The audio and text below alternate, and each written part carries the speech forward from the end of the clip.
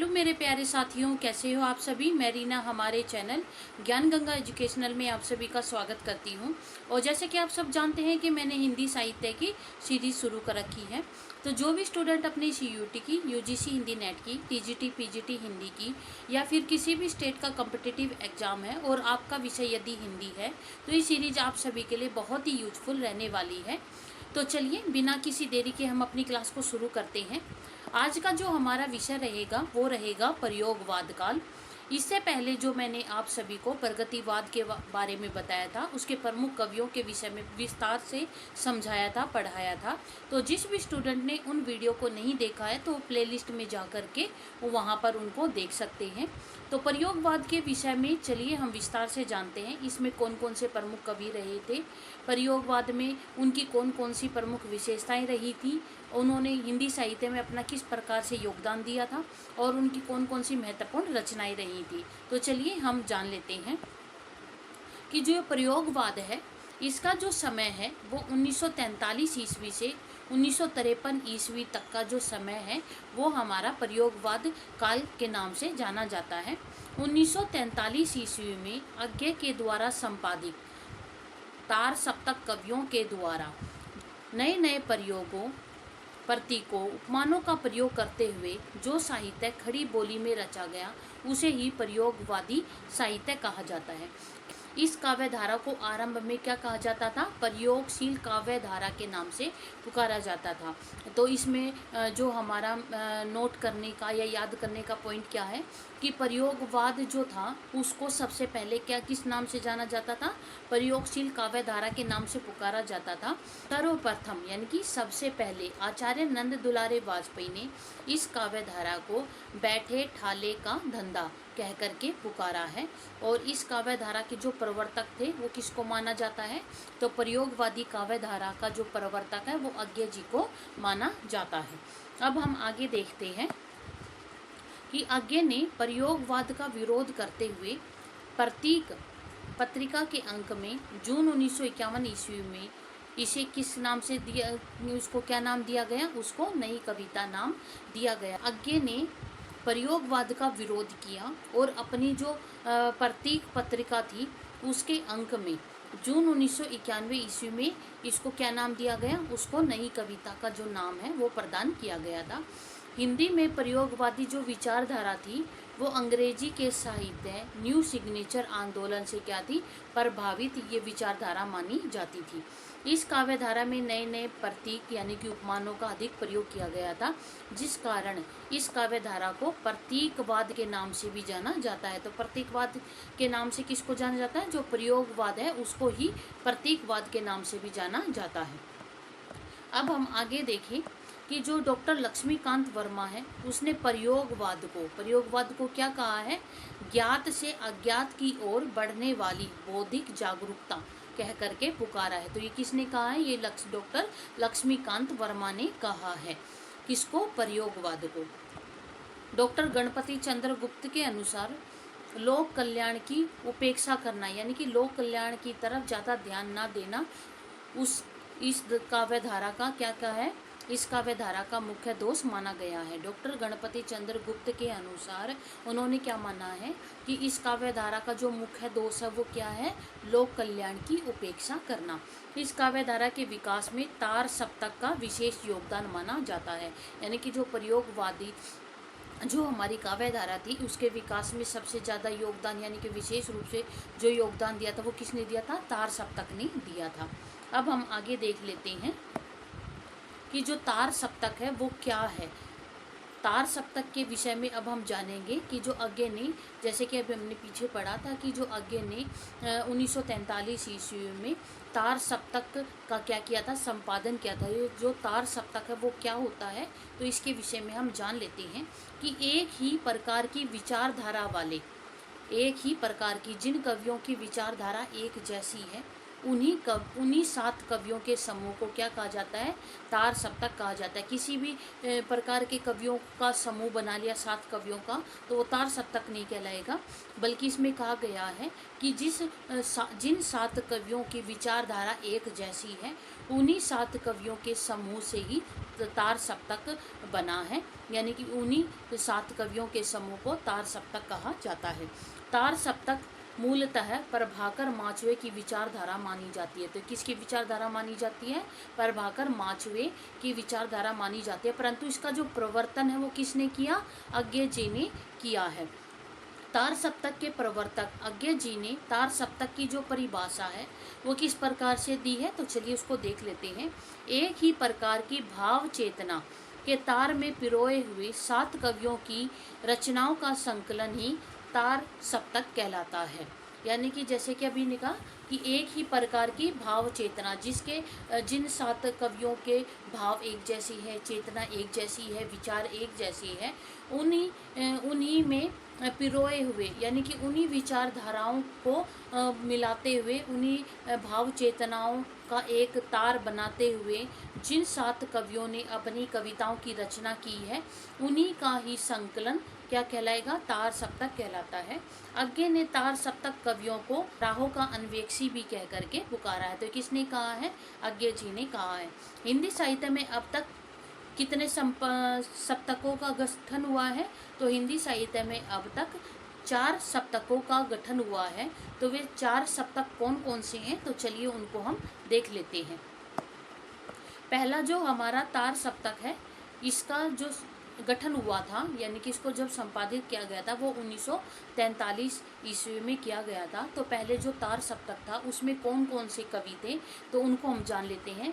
आगे इनका जन्म है 1911 ईस्वी, रामविलास शर्मा 1912 ईस्वी, गजानन माधव मुक्ति बोध 1917 ईस्वी, प्रभाकर माचवे 1917 ईस्वी, नेमी चंद जैन 1918 ईस्वी, गिरजा कुमार माथुर 1918 ईस्वी और भारत भूषण अग्रवाल 1919 ईस्वी।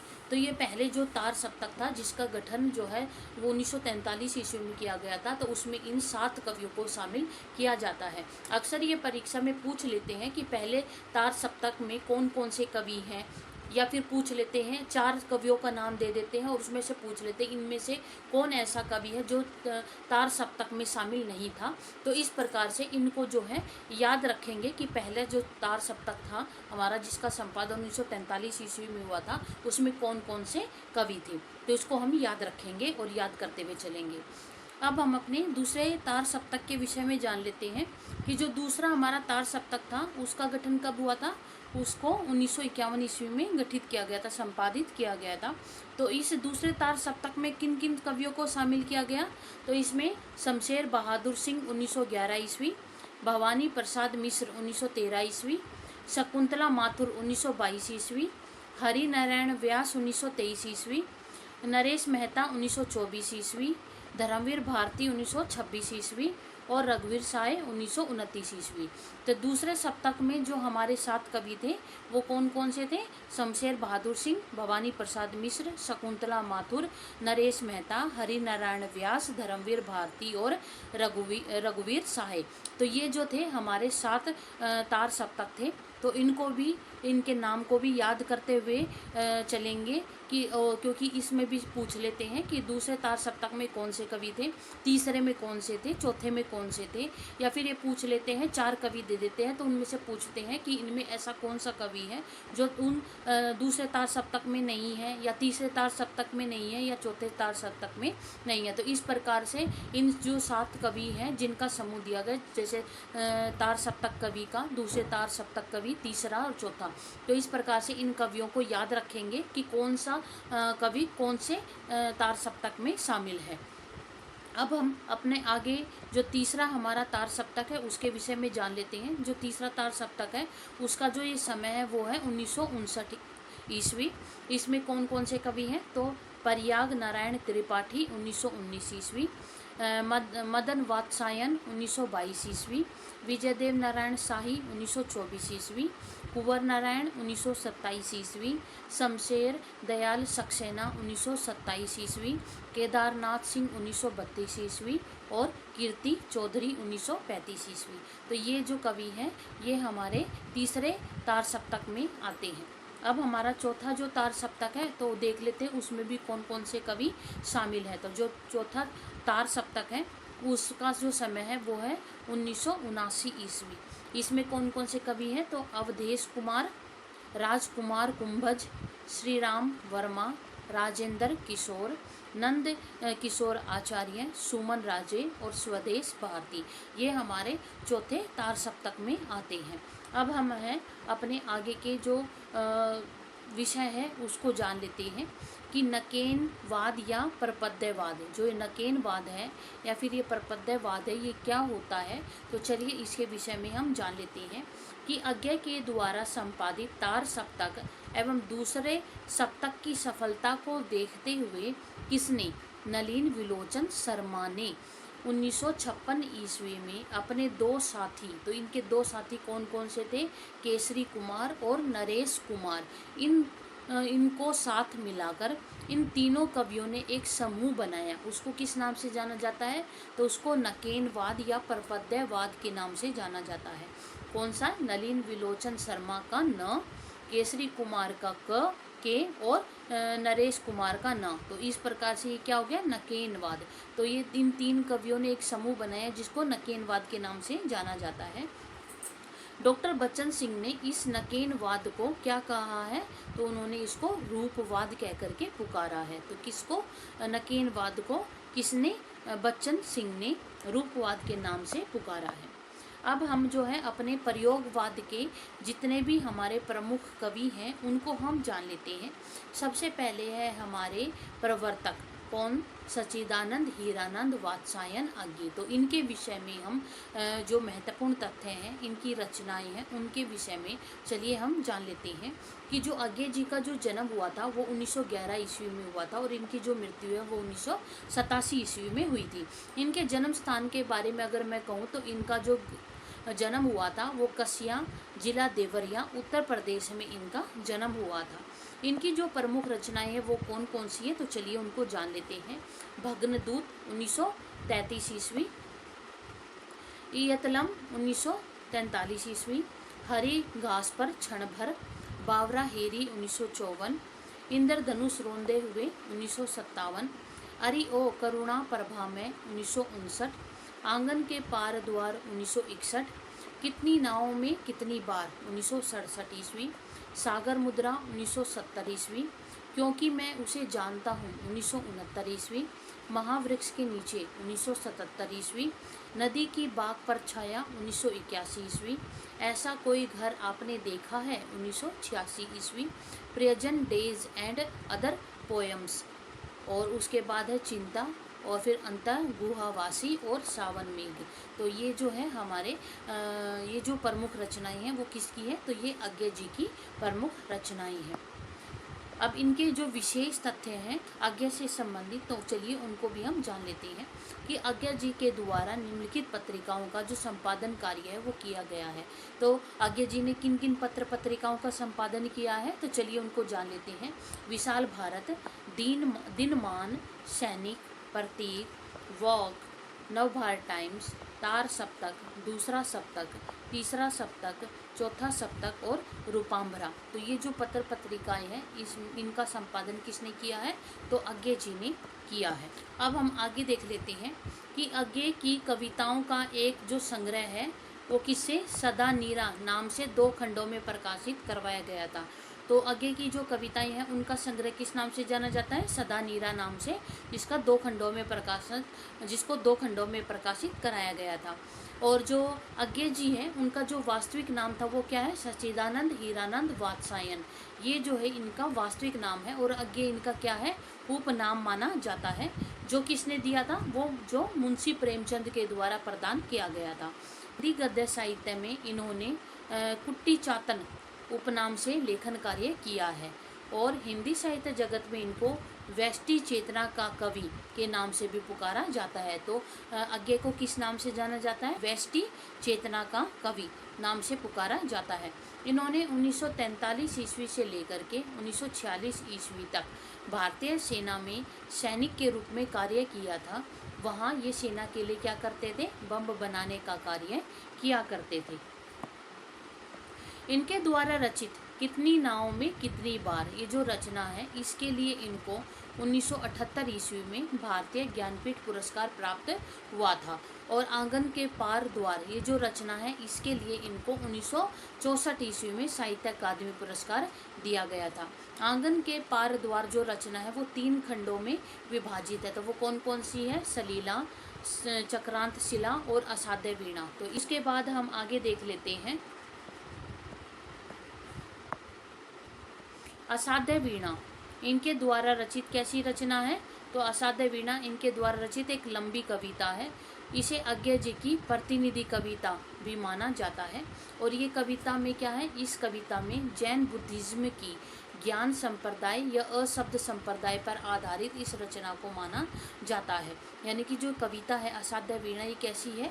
ये एक लंबी कविता है जिसको प्रतिनिधि कविता भी माना जाता है। और ये जो कविता है वो जैन बुद्धिज्म की जो ज्ञान संप्रदाय या फिर अशब्द संप्रदाय पर आधारित ये रचना मानी जाती है।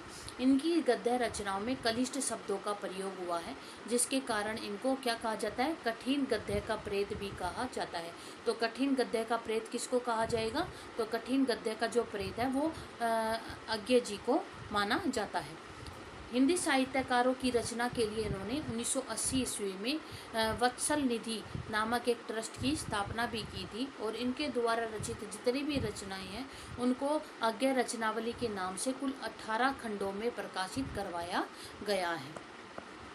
अब हमारे जो अगले कवि आते हैं वो है भवानी प्रसाद मिश्र। तो चलिए इनके विषय में, इनकी रचनाओं के विषय में और इनका जो हिंदी साहित्य में योगदान है उसके विषय में हम विस्तार से जान लेते हैं। भवानी प्रसाद मिश्र का जो जन्म हुआ था वो 1913 ईस्वी में हुआ था और इनकी मृत्यु 1985 ईस्वी में हुई थी।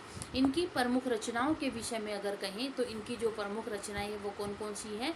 गीत फरोश, सतपुड़ा के जंगल, चकित है दुख, टूटने का सुख, अंधेरी कविताएं, बुनी हुई रस्सी, खुशबू के शिलालेख, त्रिकाल संध्या, परिवर्तन जिए, फसल और फूल, कालजयी, वाणी की दीनता, कमल के फूल, संपर्ति और सन्नाटा। तो ये जो है भवानी मिश्र की प्रमुख रचनाएं हैं।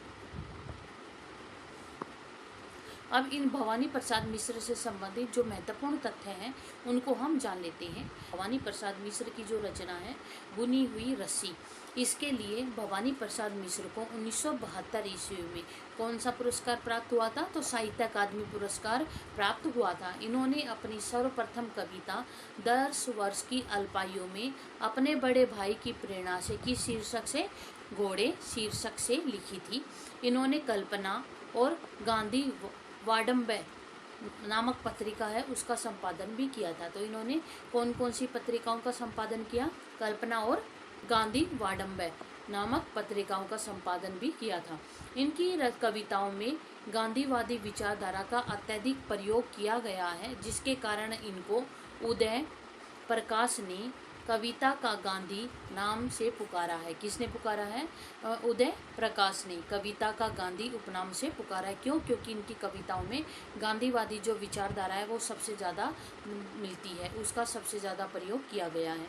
भवानी प्रसाद मिश्र को सहजता का कवि भी कह करके पुकारा जाता है। अब हमें आगे देख लेते हैं। अगले जो हमारे कवि आएंगे वो आएंगे गजानन माधव मुक्तिबोध। तो चलिए इनको भी हम जान लेते हैं, इनके बारे में विस्तार से पढ़ लेते हैं। गजानन माधव मुक्तिबोध का जो जन्म हुआ था वो 1917 ईस्वी में और मृत्यु 1964 ईस्वी में हुई थी।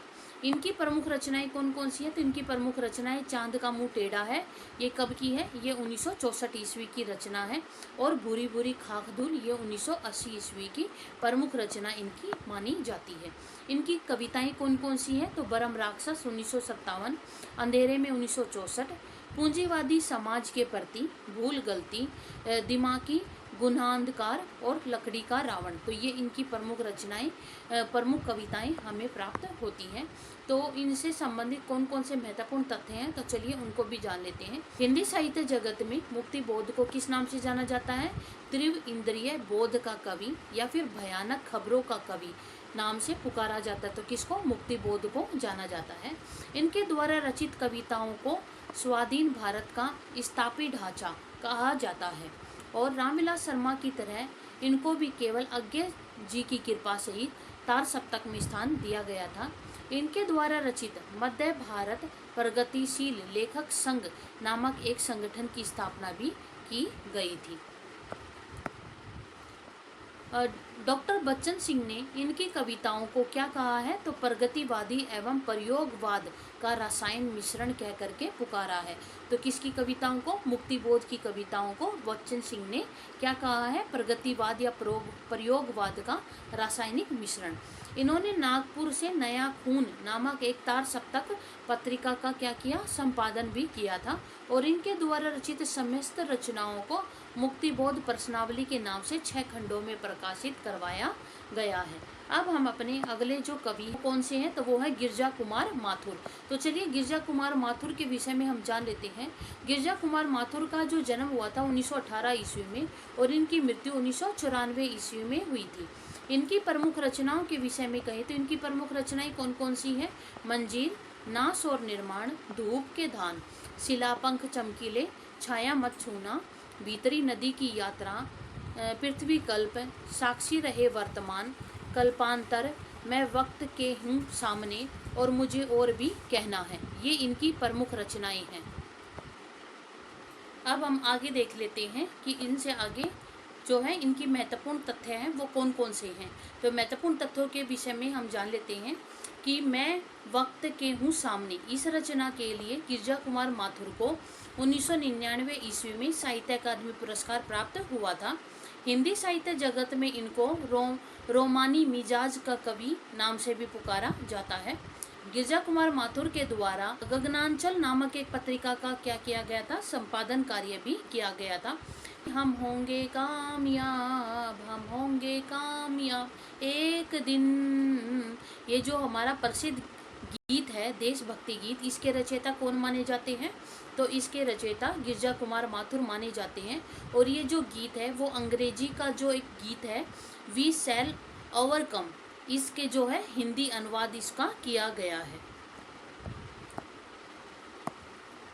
अब हमारे जो अगले लेखक हैं वो है धर्मवीर भारती। तो चलिए धर्मवीर भारती के विषय में हम जान लेते हैं कि धर्मवीर भारती का जो जन्म हुआ था वो 1926 ईस्वी में और मृत्यु 1997 ईस्वी में हुई थी।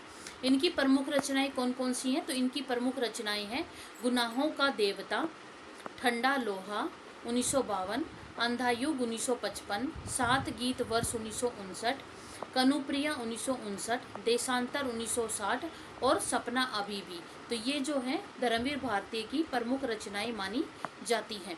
इनकी प्रमुख कविताएं कौन कौन सी हैं? तो सृष्टि का आखिरी आदमी, देशांतर, परमथ्यु गाथा और टूटा पहिया, ये जो है इनकी प्रमुख कविताएं हमें प्राप्त होती है। तो चलिए धर्मवीर भारती से संबंधित कौन कौन से महत्वपूर्ण तथ्य हैं तो उनको भी हम जान लेते हैं कि इन्होंने धर्मयुग, निकास, आलोचना, इन पत्रिकाओं का क्या किया है? संपादन कार्य भी किया है।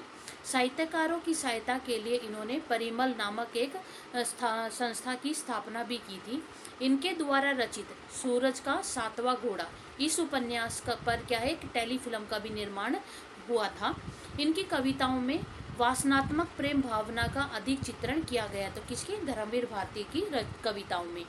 इनकी कनुप्रिया जो रचना है उसमें राधा के जीवन चरित्र के आधार पर वासनात्मक प्रेम भावना का ही अधिक चित्रण किया गया है। और डॉक्टर गणपति चंद्र गुप्त के अनुसार भी इनकी कविताओं में अत्यधिक रूपाशक्ति एवं स्वच्छंद काम वासना का अधिक प्रयोग हमें देखने को मिलता है। तो ये जो महत्वपूर्ण तथ्य हैं ये किसके थे? धर्मवीर भारती के। अब हमारे जो अगले कवि हैं वो है नरेश मेहता। तो चलिए नरेश मेहता के विषय में और इनकी कौन कौन सी रचनाएं हैं उनके विषय में हम जान लेते हैं। नरेश मेहता का जो जन्म वो 1922 ईस्वी में और मृत्यु 2000 ईस्वी में हुई थी। इनकी प्रमुख रचनाएं कौन कौन सी हैं? तो वन पाखी सुनो, बोलने दो चीड़ को, मेरा समर्पित एकांत उत्सव, संशय की एक रात, तुम मेरा मौन हो, महाप्रस्थान, सबरी, प्रवाद पर्व, उत्सवा, अरण्या, प्रार्थना पुरुष, चैत्या और समय देवता। ये जो है नरेश मेहता की प्रमुख रचनाएं हमें प्राप्त होती है। अब इनसे संबंधित महत्वपूर्ण तथ्य कौन कौन से हैं तो चलिए उनको जान लेते हैं। कि समय देवता जो है इनके द्वारा रचित एक लंबी कविता है। यह कविता इनकी मेरा समर्पित एकांत उत्सव में संकलित की गई है।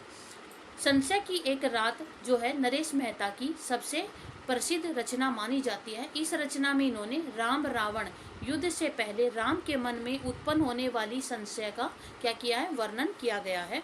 प्रार्थना पुरुष इनके द्वारा रचित एक खंड काव्य श्रेणी की रचना मानी जाती है। इस रचना में महात्मा गांधी के जीवन का वर्णन किया गया है। अरण्य रचना के लिए इनको 1988 ईस्वी में साहित्य अकादमी पुरस्कार प्राप्त हुआ था। हिंदी साहित्य में संपूर्ण योगदान के लिए नरेश मेहता को 1992 ईस्वी में क्या मिला था? तो भारतीय ज्ञानपीठ पुरस्कार प्रदान किया गया था। और संपूर्ण योगदान के आधार पर ज्ञानपीठ पुरस्कार प्राप्त करने वाले यह हिंदी के सबसे पहले विद्वान माने जाते हैं। कि जो सबसे पहले विद्वान कौन थे? नरेश मेहता थे, जिनको संपूर्ण हिंदी साहित्य में अपना योगदान दिया था। तो संपूर्ण योगदान के आधार पर इनको यह ज्ञानपीठ पुरस्कार प्राप्त हुआ था और ये हिंदी के सबसे पहले विद्वान भी थे। इन्होंने इंदौर से प्रकाशित होने वाली चौथा संसार नामक एक जो पत्रिका थी उसका भी संपादन कार्य इन्होंने किया था। अगले जो हमारे लेखक आते हैं वो आते हैं शमशेर बहादुर सिंह। तो चलिए इनके विषय में भी हम जान लेते हैं कि शमशेर बहादुर सिंह का जो जन्म हुआ था वो 1911 ईस्वी में हुआ था और इनकी मृत्यु 1993 ईस्वी में हुई थी। इनकी जो प्रमुख रचनाएं हैं वो कौन कौन सी हैं? तो इनकी जो प्रमुख रचनाएं हैं वो है अमन का राग 1945 ईस्वी, चोखा भी नहीं हूँ मैं 1975 ईस्वी, बात बोलेगी हम नहीं 1981, काल तुमसे होड़ है मेरी 1988, उदिता, कितने पास अपने और टूटी हुई बिखरी हुई। तो ये इनकी प्रमुख रचनाएं जो है हमें प्राप्त होती है। इनसे संबंधित कौन कौन से महत्वपूर्ण तथ्य हैं तो चलिए उनको भी हम जान लेते हैं। कि शमशेर बहादुर सिंह को चुका भी नहीं हूँ मैं रचना के लिए 1977 ईस्वी में साहित्य अकादमी पुरस्कार दिया गया था। इन्होंने स्वयं कविता लेखन के साथ साथ अन्य कवियों को भी कविता लेखन के लिए क्या किया था? प्रेरित किया था, जिसके कारण इनको कवियों का कवि के नाम से जाना जाता है। इनकी रचनाओं में कुंठित प्रेम भावना अधिक देखने को मिलती है। तो ये हम किसके विषय में जान रहे हैं? शमशेर बहादुर सिंह के विषय में जान रहे हैं। इन्होंने कहानी एवं नया साहित्य नामक 2 पत्रिकाओं का संपादन कार्य किया एवं रूपाब जो पत्रिका थी उसका इन्होंने कौन सा कार्य किया? तो रूपाब पत्रिका के लिए इन्होंने उप संपादन का कार्य किया था। फिर शमशेर बहादुर सिंह की कविताओं में फ्रांसीसी प्रतीक आंदोलन का प्रभाव देखने को मिलता है। शमशेर बहादुर सिंह की कविताओं में हिंदू के साथ साथ उर्दू शब्दों का अधिक प्रयोग किया गया है, जिसके कारण इनको हिंदी उर्दू का दोआब कह करके भी पुकारा गया है। शमशेर बहादुर सिंह प्रेम और सौंदर्य के कवि माने जाते हैं। तो प्रेम और सौंदर्य के कवि किसको माना जाता है? तो प्रेम और सौंदर्य का कवि शमशेर बहादुर सिंह को माना जाता है। अगले जो हमारे लेखक हैं वो है रघुवीर सहाय।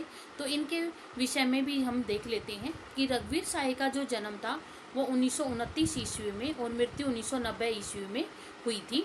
इनकी प्रमुख रचनाएं कौन कौन सी हैं? तो इनकी प्रमुख रचनाएं हैं सीढ़ियों पर धूप में 1960, आत्महत्या के विरुद्ध 1967, हंसो हंसो जल्दी हंसो 1975, लोग भूल गए 1982, कुछ पते कुछ चिट्ठियाँ 1989 और मेरा प्रतिनिधि। तो ये इनकी प्रमुख रचनाएं हमें प्राप्त होती हैं। तो रघुवीर सहाय से संबंधित कौन कौन से महत्वपूर्ण तथ्य हैं उनको भी हम देख लेते हैं। लोग भूल गई इस रचना के लिए इनको 1984 ईस्वी में साहित्य अकादमी पुरस्कार प्राप्त हुआ था। तो रघुवीर साय को साहित्य अकादमी पुरस्कार किस रचना के लिए मिला? लोग भूल गए। और कब? 1984 ईस्वी में। आत्महत्या के विरुद्ध ये जो है इनकी सबसे प्रसिद्ध रचना मानी जाती है।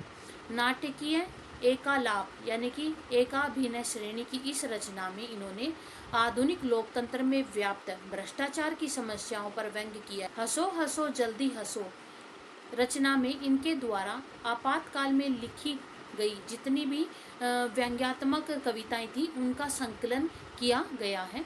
सीढ़ियों पर धूप रचना में मध्यम वर्गीय परिवार की जीवन समस्याओं का चित्रण इस रचना के अंतर्गत किया गया है।